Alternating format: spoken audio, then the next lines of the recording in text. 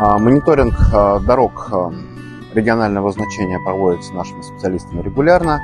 И в рамках данного мониторинга мы сейчас находимся на несогласованном объекте дорожного сервиса, примыкание от которого к дороге выполнено с нарушениями требований нормативно-правовых актов. В частности, если мы ведем речь о конкретном примыкании, отсутствие согласования с владельцем дороги, государственным казенным учреждением «Лавтодортранс», отсутствие согласованной и утвержденной в установленном порядке схемы организации дорожного движения.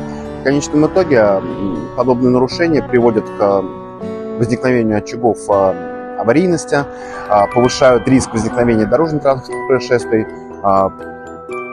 создают опасность для жизни и здоровья участников дорожного движения. В ходе обследования мы смотрим, сейчас находимся на 18-м километре автодороги регионального значения Кукмар-Шамардан.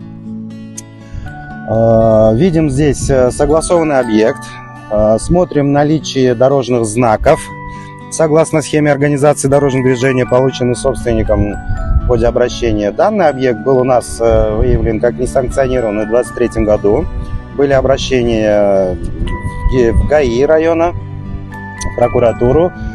Собственник оперативно отреагировал, обратился в нашу организацию за согласованием, балансодержателю дороги.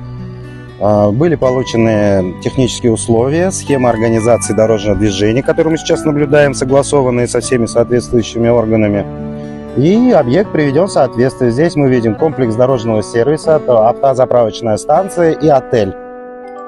Подъездные пути оборудованы, твердое покрытие есть. Видим переходно-скоростные полосы, которые обозначены соответствующими знаками. Все чисто, аккуратно. Видим, что соблюдены все меры безопасности дорожного движения.